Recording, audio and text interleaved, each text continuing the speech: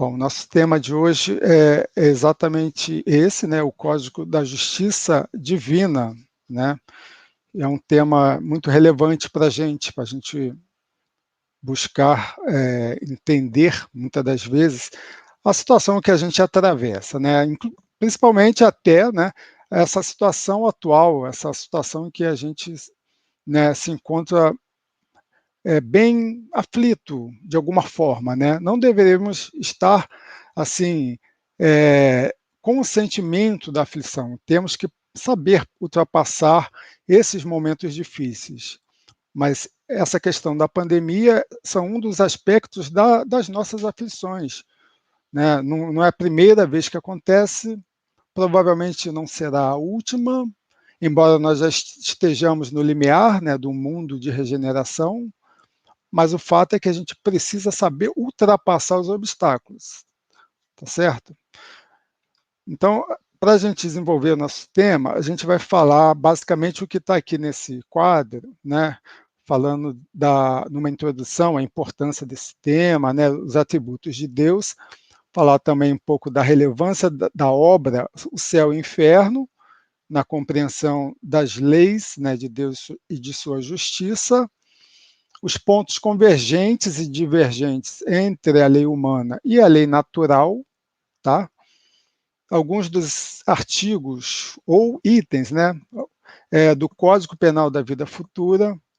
Se houver tempo, a gente vai falar um pouquinho da visão de Emmanuel também, e no final a gente faz uma pequena conclusão, tá ok? Então, essa importância desse tema, né, da justiça divina, e o seu código, né, o que representa para a gente, nós espíritas, essa realidade da justiça divina, né, tem muito a ver com a posição que a gente tem diante dessas aflições íntimas e da sociedade em geral, como foi dito anteriormente, né?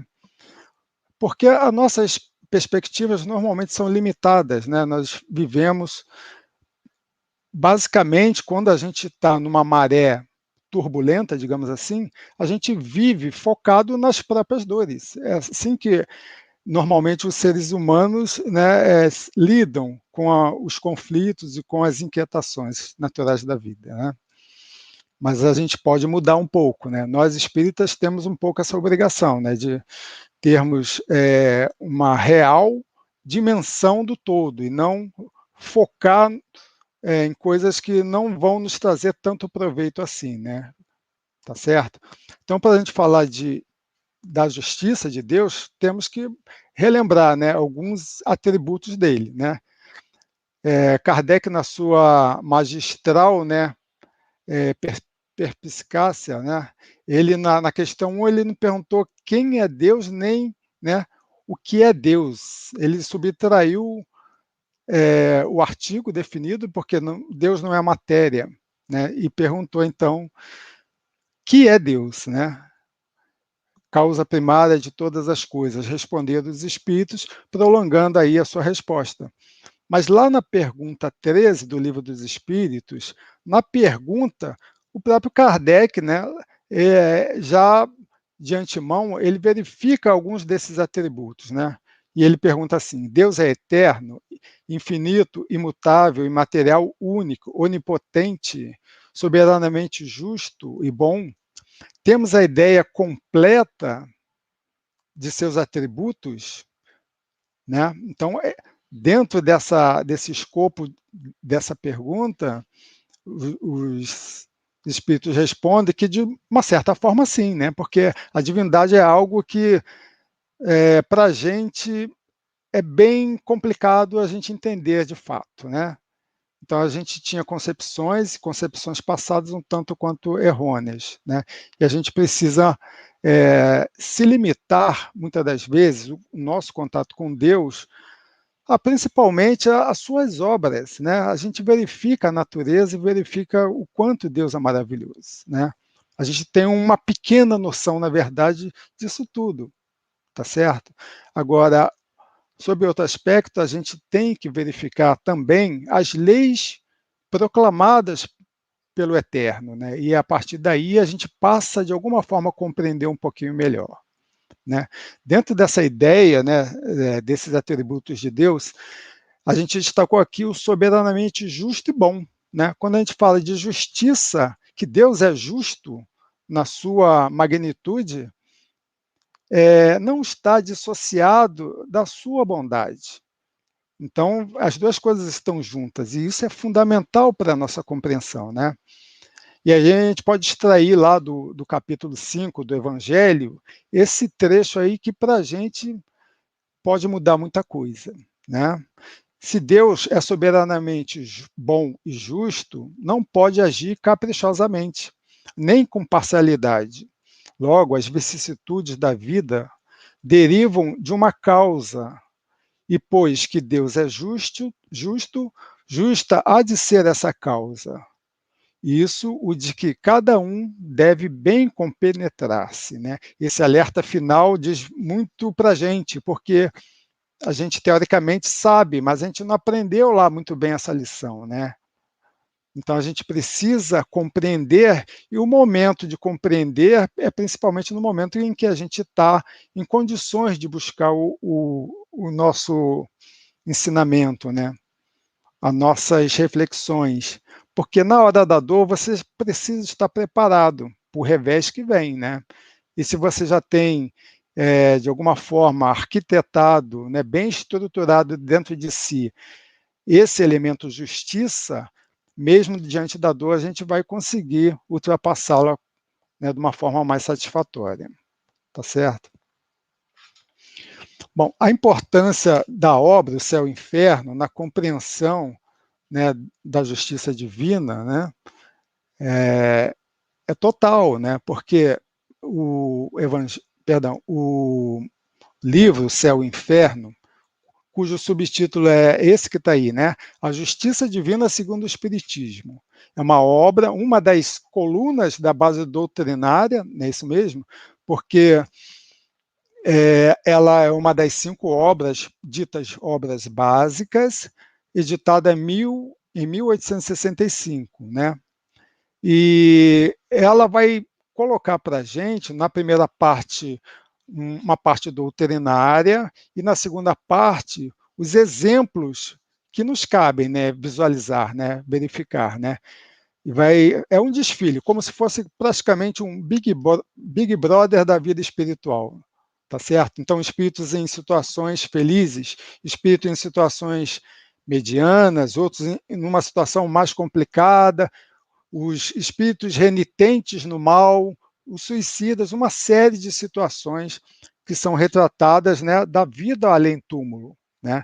Então, muito bem explicados, e através desses exemplos a gente pode extrair preciosas lições, tá certo? Voltando para a parte primeira, essa parte doutrinária, a gente verifica lá no capítulo 7 o Código Penal da Vida Futura, tá certo? E aí a gente faz uma um resgate de um princípio básico.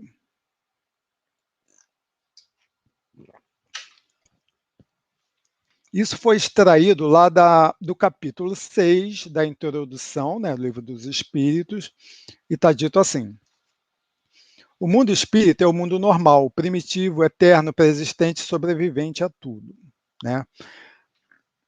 Ok, quem está tomando contato com a doutrina de muito bom grado, né, ao abrir o Livro dos Espíritos, não parta diretamente para a pergunta 1, o que é Deus? Leia a introdução, porque ela vai abrir um mundo na cabeça daquele neófito, naquele que está buscando o conhecimento, né? Eu acho que a introdução do Livro dos Espíritos é mais uma estratégia eficaz de Kardec, né? Porque ele parece que pelo menos foi assim, quando eu abri o livro e comecei a ler a introdução, eu cada vez queria saber mais, e aí a gente fica muito motivado para descobrir novos conhecimentos, né? E a clareza e a concatenação das ideias é de uma forma tão vibrante que a gente não consegue parar, a gente quer sempre atingir algo maior, né? Então, desse princípio que a gente acabou de ler, a gente deduz um subprincípio, digamos assim, né? Que a gente fala muito no meio espírita, né? O mundo material é cópia imperfeita do mundo espiritual, né? Por que que eu estou lançando mão desses princípios? Porque se nós temos um Código Penal da vida futura, né, eh, ele sendo a matriz daquilo que a gente realmente deve seguir, né, em termos da vida eterna de nós espíritos, na verdade a gente tem aqui no nosso planeta algo semelhante e algo que busca de alguma forma algum tipo de convergência, que são as leis humanas, né? E essas leis, elas nos dizem muito. Apesar dos seus limites, que são bem claros, a gente consegue visualizar, né, pontos de contato, né? Bom, quanto às leis divinas, né, ou ditas leis naturais, né, quando a gente ouvir falar em leis naturais, a gente vai estar diante ou de leis físicas ou leis morais, tá certo? A maioria de nós já sabemos disso, travamos algum contato nesse sentido, né, na literatura que a gente faz. Mas as leis físicas são aquelas, né, de alguma forma descritas pela ciência humana, e as leis morais, às vezes também pelas leis, né, pelas ciências humanas, mas muito mais pelos códigos morais, tá certo? Os códigos morais dizem muito, né, para a gente, né? E que leis morais seriam essas, né? Kardec também, né, mais uma vez aqui mostrando a sua habilidade, ele didaticamente classificou para a gente as leis de Deus como 10 leis, né? Ele tentou focar, né, segregando em 10 leis, né, o que os espíritos já colocaram de antemão. Isso é uma forma de entendimento, né? Não se concentra só nisso, mas para a nossa compreensão, e a nossa compreensão às vezes é limitada, a gente fica, digamos assim, bem servido com essa divisão, tá certo? Então nós temos a adoração, o trabalho, reprodução e por aí vai, tá certo? Eu coloquei aqui esse repertório dessas leis morais, na verdade, para fazer uma associação com a principal lei que a gente está cuidando aqui, que é essa última. É a lei de justiça, de amor e caridade, tá certo? É, o que a gente quer dizer é que cada uma dessas leis, elas, na verdade, têm alguma relação com a justiça, com a lei de justiça, amor e caridade, tá certo? A lei de adoração, basicamente, a gente está dando crédito ao autor da obra, não é mesmo? É, inclusive, a própria lei de justiça, quando a gente compreende melhor, a gente dá os créditos, né, a Deus por tudo isso que a gente consegue viver, né?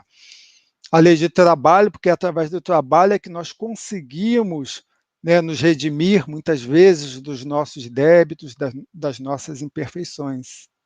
A lei de reprodução, porque reprodução diz respeito ao nascimento, e nascimento nos remete à reencarnação, que, por sua vez, representa, pelo menos na nossa visão, né, uma expressão bem acentuada do que vem a ser justiça de Deus. Né? É o que o Espiritismo explica de uma forma inigualável a situação da condição da situação humana. Ah, porque a criança nasceu assim, o assado, com defeito, não fez nada para ninguém. O Espiritismo esclarece isso para a gente. Né?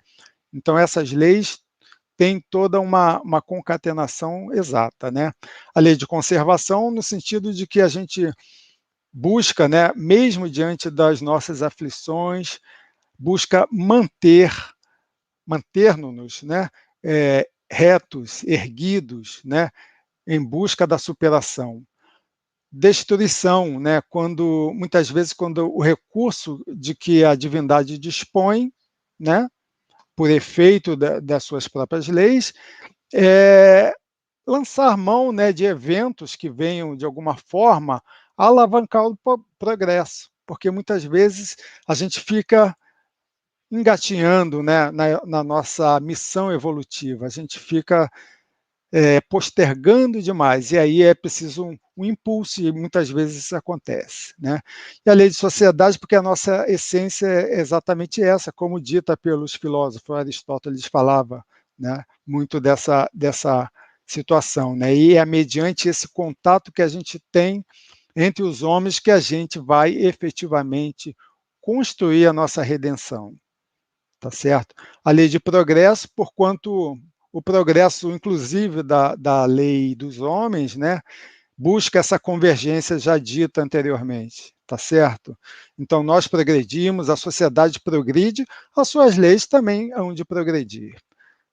A igualdade, porquanto a justiça divina não concede privilégio a qualquer um dos seus seres, né, da criação. Né? Então, fomos todos criados simples e ignorantes, e assim devemos, né, prosseguir, galgando a nossa evolução conforme a nossa obra, né, aquilo que a gente faz. Né?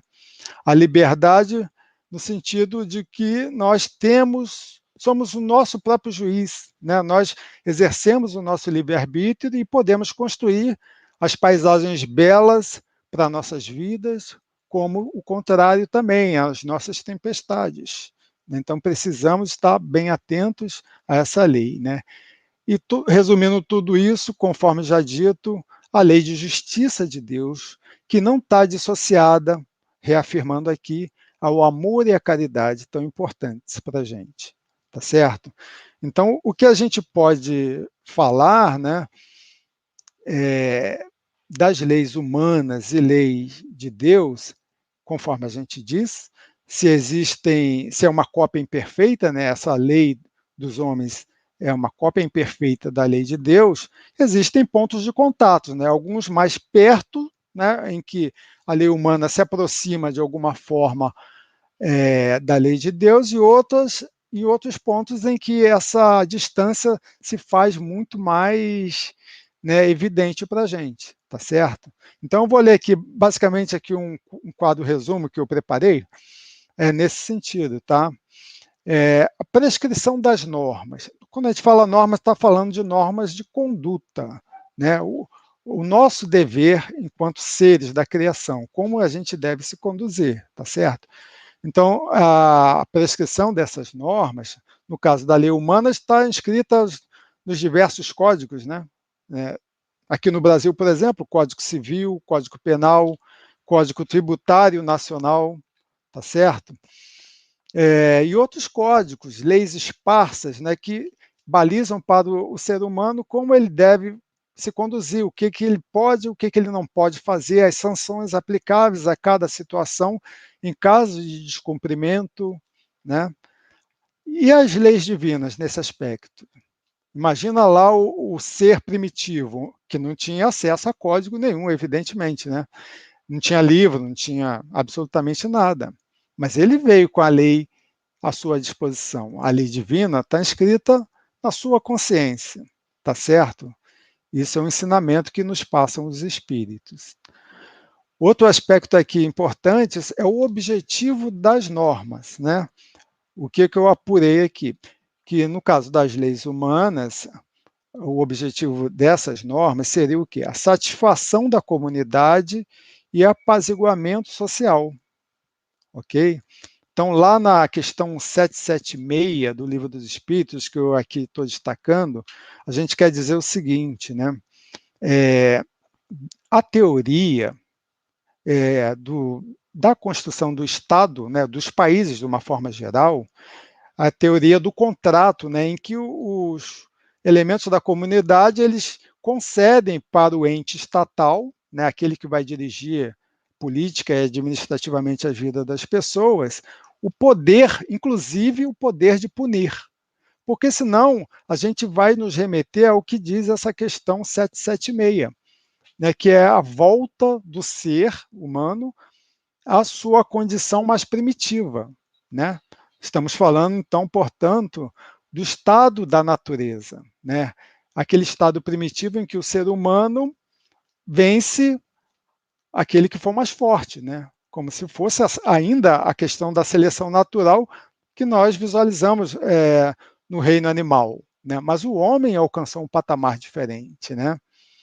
Mas, assim, a gente tem a falsa impressão que, muitas vezes, a justiça humana, o objetivo dela seria vingar, digamos assim, algum delito em que um agente mal intencionado e que tenha se conduzido mal, né, tenha perpetrado, tá certo? Quando Na verdade, não é isso.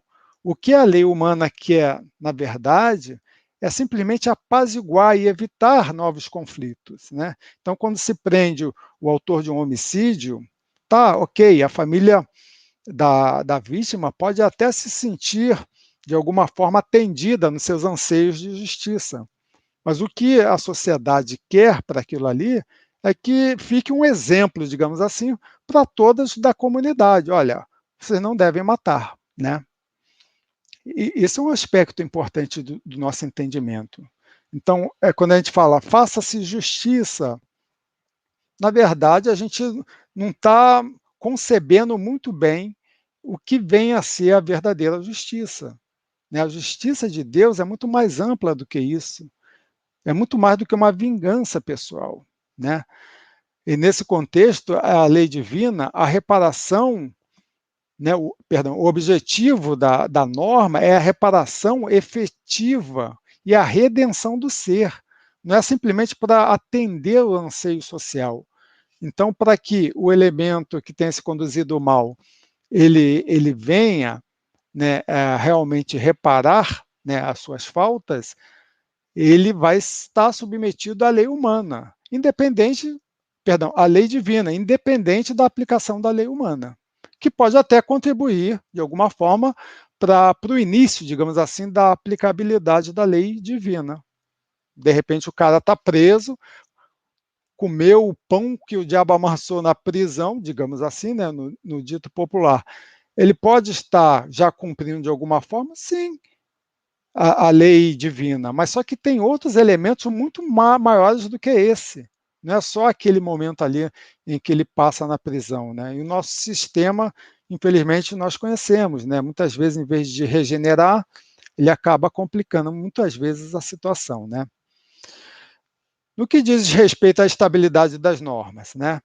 A lei humana, evidentemente, as normas são volúveis, progridem conforme a sociedade, é como está descrito lá nessa questão 616 do Livro dos Espíritos, está certo?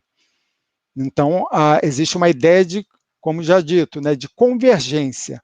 A sociedade progride, a ideia é que essas leis dessa comunidade, dessa sociedade, venham também, né, digamos assim, a se aproximar das leis divinas, cuja característica são o quê? São normas eternas, assim como o próprio Criador o é, tá certo?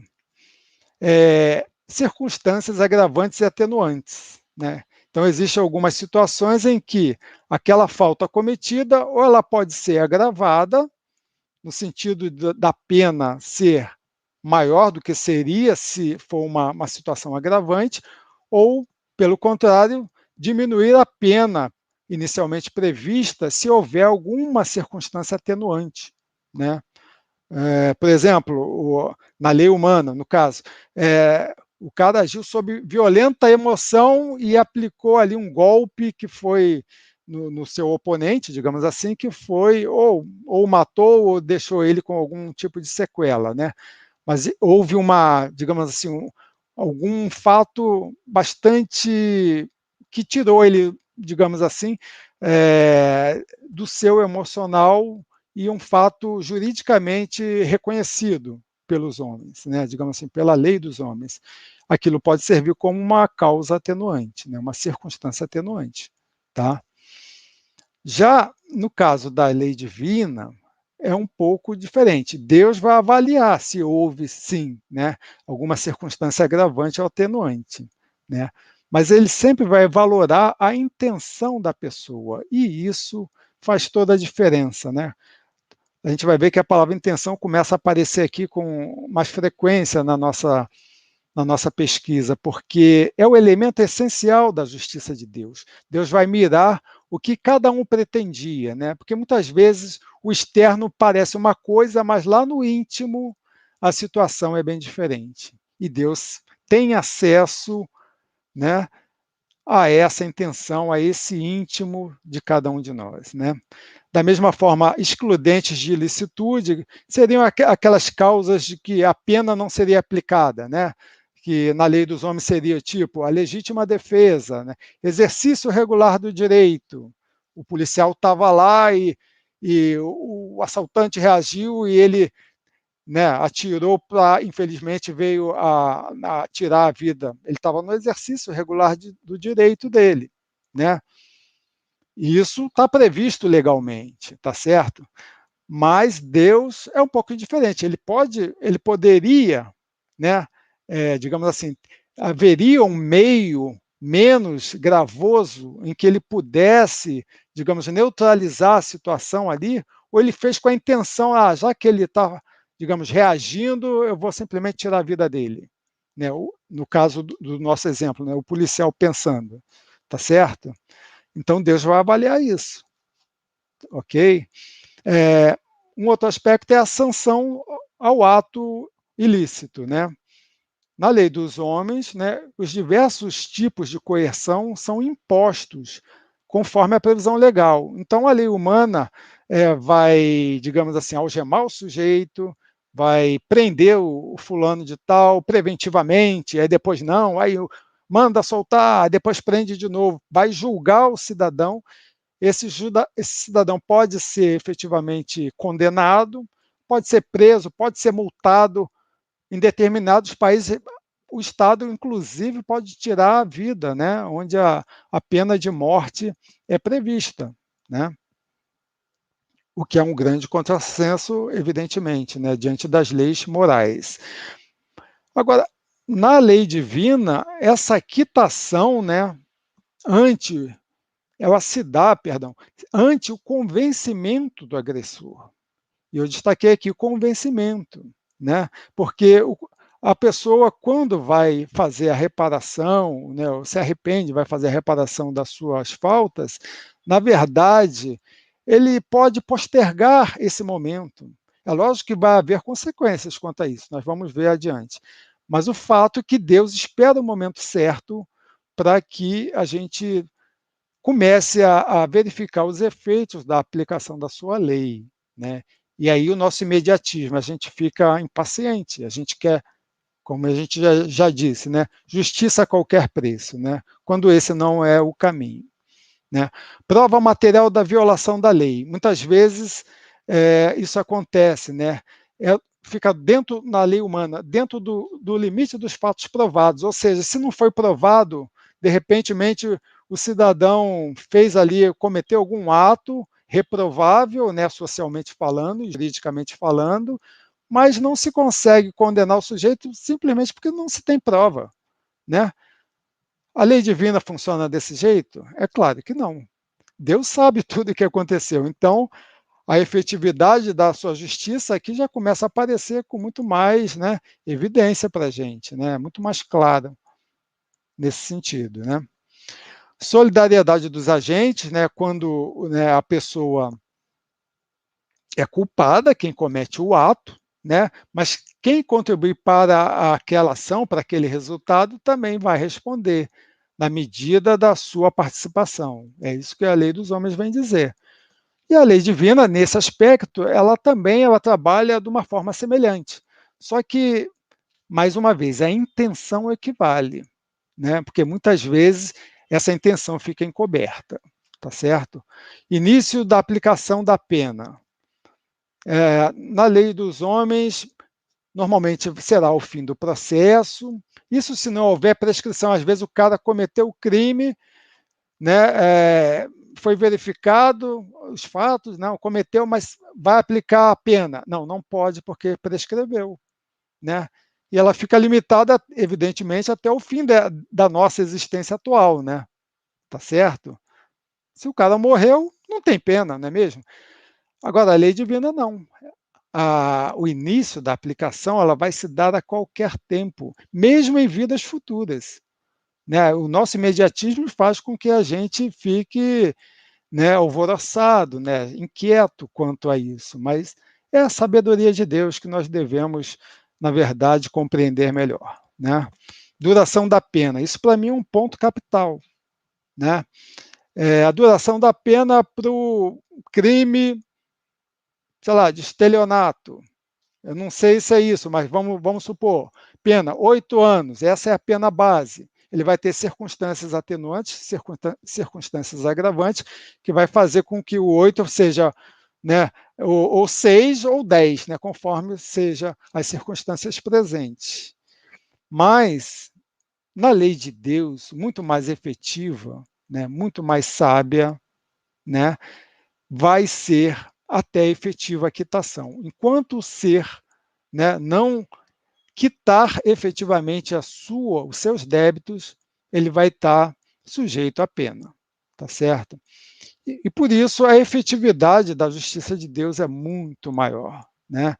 Ela é irrevogável, completa, e cada caso, né, cada falta é tratada minuciosamente, tá certo? Eu vou tentar aqui, para não perder tanto tempo, né, ler alguns itens, né, ou artigos, né, como queiram, do Código Penal da Vida Futura, que a gente fez aí uma alusão, né, no início, para a gente ter alguns pontos desse contato, reafirmando o que já foi falado, né? Nesse primeiro, a alma ou espírito sofre na vida espiritual as consequências de todas as imperfeições que não conseguiu corrigir na vida corporal, né? Isso se assemelha muito às demais religiões, né, que a gente conhece, tá certo?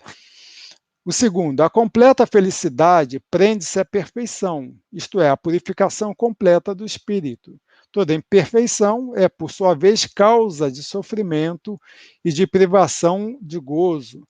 Do mesmo modo que toda perfeição adquirida é fonte de gozo e atenuante de sofrimentos, né?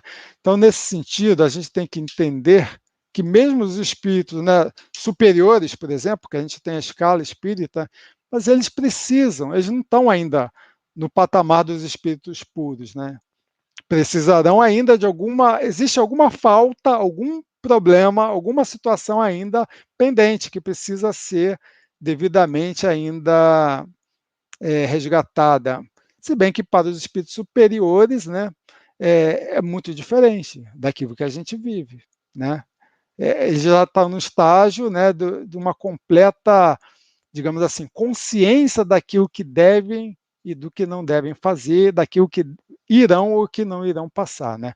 A serenidade é um elemento fundamental para eles, né, espíritos superiores, tá certo? Eu vou pular o terceiro, porque ele. Não, vou ler o terceiro aqui, porque vou pular um outro que vem adiante. Não há uma única imperfeição da alma que não importe funestas e inevitáveis consequências, como não há uma só qualidade boa que não seja a fonte de um gozo, né? Seria o quê? O princípio das compensações, né? Então, se eu faço com aquele, né, meu semelhante alguma falta, é lógico que eu tenho um problema com ele, que eu vou precisar de um resgate. Mas se, a par disso, digamos, para as outras pessoas, para a minha comunidade, eu tenho uma soma de virtudes praticadas, vai haver uma compensação nesse sentido. Então, a minha expiação que virá, que advirá da minha falta, será devidamente atenuada nesse sentido, né? Nesse item 4, em virtude da lei do progresso, que dá a toda alma a possibilidade de adquirir o bem que lhe falta, como despojar-se do que tem de mal, conforme o esforço e vontade próprios, temos que o futuro é aberto a todas as criaturas. Deus não repudia nenhum dos seus filhos. Então, isso é fundamental para a nossa compreensão e a gente cai nesse erro com muita frequência, né? A gente verifica a pessoa, infelizmente, cometendo alguma violação à lei humana, à lei divina, e aí a gente quer o quê? Julgar, a gente quer partir para o nosso julgamento pessoal. Se Deus não faz isso, por que faremos? A gente não tem domínio de todos os fatos e seria de muito mais sabedoria que a gente tivesse o discernimento de compreender que está na mão de Deus, né? O item 7 do Código Penal da Vida Futura. O espírito sofre pelo mal que fez, de maneira que, sendo a sua atenção constantemente dirigida para as consequências desse mal, melhor compreende os seus inconvenientes e trata de corrigir-se. Esse item é muito importante, né?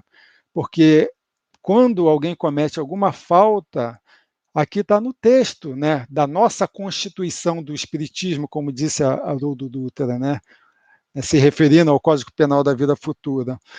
O espírito, ele sofre, ou seja, por que ele sofre? A gente já está em vias do nosso arrependimento começar a aflorar, tá certo? E nesse sentido, de alguma forma, o meu perispírito já vai estar devidamente marcado com aquela falta que eu mesmo cometi.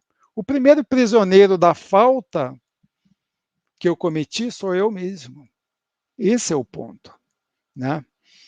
No artigo 8º, sendo infinita a justiça de Deus, o bem e o mal são rigorosamente considerados, não havendo uma só ação, um só pensamento mau que não tenha consequências fatais.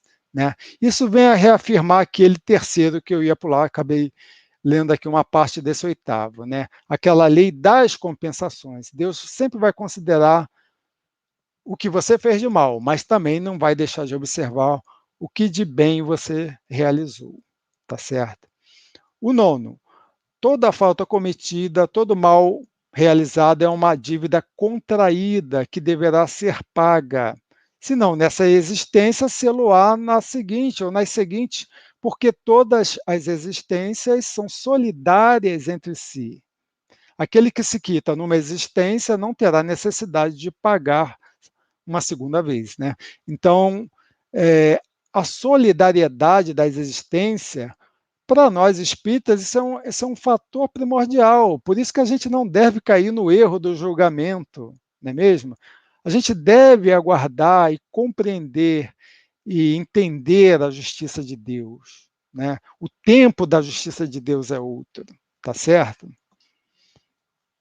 Esses dois aqui é importante ler porque são elementos capitais, né, para a nossa compreensão definitiva desse Código Penal da Vida Futura. Tá? O 13. A duração do castigo depende da melhoria do espírito culpado. Nenhuma condenação por tempo determinado lhe é prescrita.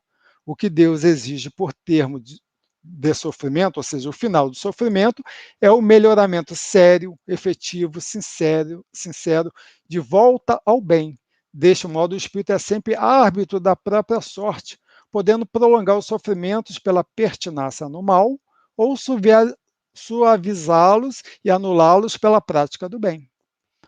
Ou seja, a duração do castigo. Quando, como foi dito, né, o cara cometeu o estelionato, a pena lá, pena base, 8 anos, ele pode estar regenerado ou não, né, depois desse tempo decorrido, né, desse tempo prescrito pela lei dos homens, tá certo?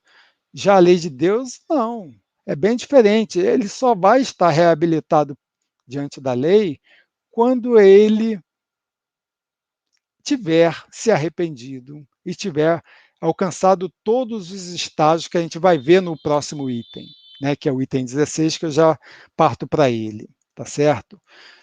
O arrependimento, conquanto seja o primeiro passo para a regeneração, não basta por si, tá certo? São precisas a expiação e a reparação, ok? Então, essa é a tríade da quitação, da reabilitação. Arrependimento, expiação e reparação constituem, portanto, as 3 condições necessárias para apagar os traços de uma falta e suas consequências. O arrependimento suaviza os travos da expiação, abrindo esperança, né? Pela esperança, o caminho da reabilitação. Só a reparação, contudo, pode anular o efeito, destruindo-lhe a causa. Senão, né, o perdão seria uma graça. Né? E a gente conhece isso, né, das religiões mais dogmáticas. Basta se arrepender que você vai estar reabilitado quando, de fato, a doutrina espírita coloca para a gente de uma maneira muito mais clara o que de fato acontece. Né? Não basta o arrependimento. Precisa de muito mais. Né? O arrependimento, no item 17, pode dar-se por toda parte em qualquer tempo. Se for tarde, porém, o culpado sofre por mais tempo. A reparação, aí vem a definição. O que é a reparação, né? Ela consiste em fazer o bem àqueles a quem se havia feito o mal. Tá certo? Eu vou abreviar um pouco a leitura aqui para a gente compreender e ir direto ao ponto, né? Então, reparar é exatamente isso. Reparar diante das tramas que eu mesmo acabei tecendo para mim, para a minha vida atual, mas se não for nessa, para a minha vida futura, aquela rede de relacionamentos que eu vou ter nessa nesse estágio futuro, tá certo? Porque as pessoas que ali vão estar envolvidas comigo, dentro do meu círculo de relações, evidentemente são as pessoas para quem eu devo alguma coisa ou que devem alguma coisa para mim. E o nosso dever é justamente esse, é chegar ao meio termo, né, a um denominador comum, para que a gente consiga desfazer essa trama. Esse é o objetivo da lei de Deus, tá certo? É a oportunidade que se dá para o resgate necessário, tá certo?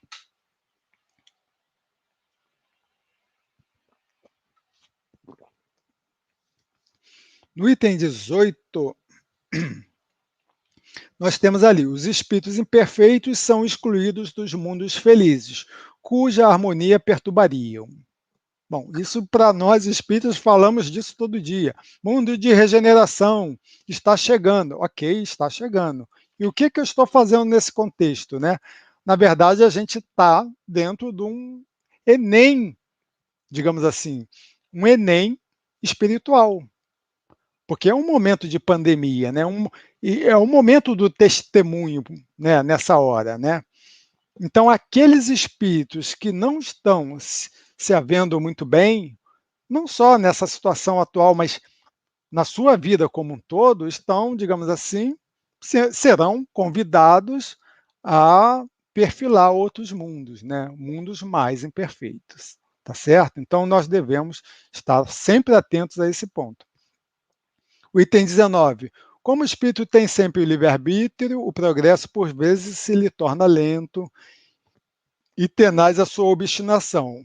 Nesse estado pode persistir anos e séculos, até que, digamos assim, o sofrimento, de alguma forma, em algum momento, vai dar para ele um cansaço. E aí ele vai falar: não, esse não é o meu caminho. Então, chegou a hora da reabilitação. Aí ele vai entender como funciona, né? Mas tem muitos espíritos pertinazes, né? No item 21, ele vai falar que a falta é pessoal, né? Toda ela pessoal, né?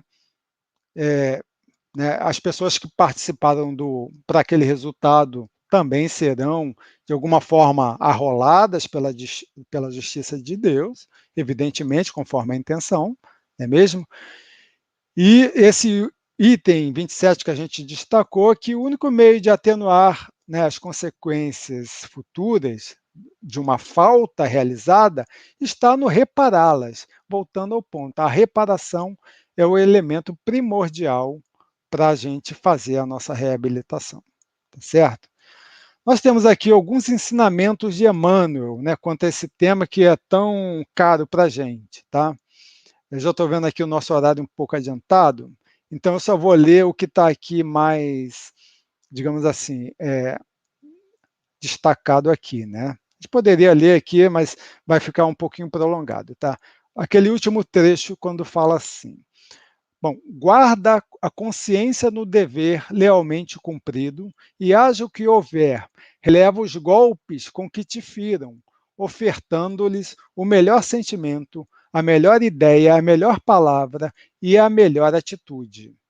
Isso definitivamente não é tarefa fácil. Está lá no livro Justiça Divina, né, de Emmanuel, nessa lição quitação, ok? E na sequência desse trecho que a gente leu, o Emmanuel ele prossegue assim, né? E se depois de todos os teus gestos de fraternidade e benevolência ainda te perseguem ou te injuriam, abençoa-os em prece e continua adiante, fiel a ti mesmo, na certeza de que a humildade na hora da crise é nota de quitação, né? Da mesma lição, quitação aí que a gente já tinha se referido, né? Ou seja, aquela ideia de que eu levei uma bufetada e preciso dar outra face. Olha quanta dificuldade nós temos para desenvolver isso, né? E até para compreender como é que a gente, né, quando a gente lê essa passagem de Jesus, esse ensinamento eterno que Jesus nos colocou, a gente não conseguia entender, né? E ver o Espiritismo, através dos benfeitores, né, maiores da espiritualidade, nos esclarecer exatamente esse ponto.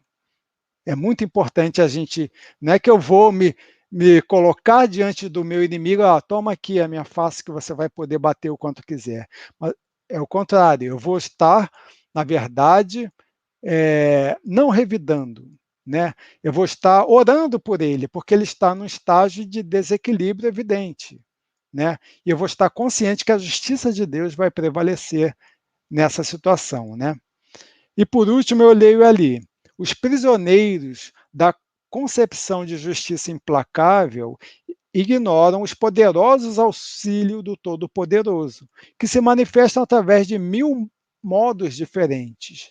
Contudo, os que procuram a própria iluminação pelo amor universal sabem que Deus dá sempre e que é necessário aprender a receber. Isso está lá no livro Pão Nosso, é a lição Deus não desampara. Ou seja, Deus não desampara mesmo. Se eu estou diante da aflição, eu preciso compreender a justiça de Deus e ter a serenidade necessária para ultrapassar o obstáculo, né? Porque os recursos que ele dispõe para a gente são grandiosos demais, a gente não se dá conta, mas são. Estão toda hora à nossa disposição, precisamos estar atento a eles, né? Bom, como conclusão do nosso tema de hoje, eu posso dizer o seguinte aqui para vocês, né? Primeiro, aquela questão dos múltiplos efeitos da violação, né? Toda vez que eu vou praticar uma falta em violação à lei de Deus, eu vou ter marcas perispirituais em mim mesmo. Mas na visão de Haroldo, que eu achei muito interessante, né? A gente prolonga esses traços, né, não só no nosso perispírito próprio, e por isso a gente vem sofrer, como foi dito anteriormente. A gente vai ocasionar isso nas nossas vítimas também, porque a vítima pode não estar preparada. Se ele souber dar a outra face, excelente, mas se ele não está, é muito complicado, né? Porque eu vou estar estabelecendo ali aquela trama que vai me complicar meu estágio futuro, tá certo? E muitas vezes existe um agravamento pelos desdobramentos do ato que a gente sequer toma conhecimento. Por exemplo, eu falo mal do fulano, aí o fulano fala para ciclano e chega no chefe daquela pessoa a quem eu me referi. Ela pode ser demitida, e ela foi demitida, eu nem sei por quê, porque tudo começou através de uma maledicência da minha parte. Olha o peso disso tudo. Por isso que a gente deve seguir o princípio, né, da lei divina, ou seja, seguir as leis morais colocadas para a gente, tá certo? A caracterização do arrependimento, né, ela tem que sinalizar para a gente uma mudança de atitude. Então, não adianta simplesmente eu estar, me arrependo, ok, mas vou lá e repito o mesmo ato, ou com a mesma pessoa, ou em relação a uma outra pessoa. Ou seja, esse é um arrependimento ineficaz. Ele não vai surtir nenhum tipo de efeito. Eu sequer comecei o processo de reabilitação, tá certo? Então tem que ser um arrependimento em que eu tenha uma verificação daquilo que eu fiz, que eu sofra com aquilo, conforme foi dito, né, num dos códigos do Código Penal da Vida Futura, e proponha uma nova forma de me colocar diante dos meus semelhantes, tá certo? E o dever de reparação, né? A gente destaca aqui a questão da reabilitação com aqueles com quem a gente se defrontou, né? Digamos assim, o ponto principal da reabilitação, né? Da falta cometida, é a reparação. Eu vou estar diante de pessoas para as quais eu tive alguma falta, por mais simples que seja, ou aquelas mais graves, mas vou estar e já vou estar abençoado dentro de uma circunstância em que o véu do passado, por exemplo, mais uma bênção divina, um recurso que Deus nos coloca, para eu poder fazer essa reparação. E a oportunidade, muitas vezes, a gente pega e joga pela janela, né? É hora de exercer a nosso dever de reparação, né? Não desperdiçar oportunidades, tá certo? E os fundamentos da expiação, que é a reabilitação com a lei. Então, mesmo que eu promova a reparação, e a reparação, como foi dito anteriormente, eu estou me reabilitando em relação às pessoas a quem eu pratiquei mal. A expiação, por outro lado, é reabilitação com a lei, né? E é um recurso da pedagogia divina, mas sempre, né, dentro, né, afastando aquela ideia de justiça implacável, né? É sempre com equidade amorosa de Deus, né, diante da regra de ouro, ou seja, eu vou entender que eu só posso fazer ao meu semelhante aquilo que eu gostaria que ele me fizesse, né? Isso é muito interessante, né? Jesus falou para nós, né? O meu jugo é suave. Então, todos nós somos devedores, né? Mas nós temos, né, condições de reabilitarmos-nos conforme a nossa capacidade. Quanto mais evolução nós temos, mais capacidade nós vamos angariando, tá certo? E, por fim, um trecho muito importante que eu acho também, né, uma das bem-aventuranças, né, fala dos aflitos, né? Mas quem são os aflitos, né? Os bem-aventurados, os aflitos, no caso, como descrito lá no capítulo 5 do Evangelho segundo o Espiritismo, né? Nada mais, nada menos daqueles que tiveram uma postura esperada por Deus diante da dor, né? Ou seja, sem revolta, sem queixa, sem aquela amplificação do sofrimento. Muitas pessoas ficam sofrendo porque parece que gostam daquele status de vítima, né? Ah, todo mundo está vendo o quanto eu sofro. E isso não condiz com reabilitação. Isso distancia o processo, né? E também essa questão da atribuição de responsabilidade. Ah, eu sofro porque o fulano me fez isso. Ok, nessa vida o fulano pode até ter feito, mas você está com uma visão limitada. Você não sabe que aquela pessoa, né, foi, digamos assim, aonde ela foi vítima dos teus atos intempestivos lá do passado. De repente, até dessa vida que você já esqueceu, né? Porque quem bate, esquece, né? Agora, quem apanha, sente na carne, digamos assim, né? E, por último, eu falo assim, da questão do nosso foco, né? E isso é importante para a gente. Nós estamos num momento muito difícil, né? De testemunho coletivo, né? Precisamos dar esse testemunho de fé.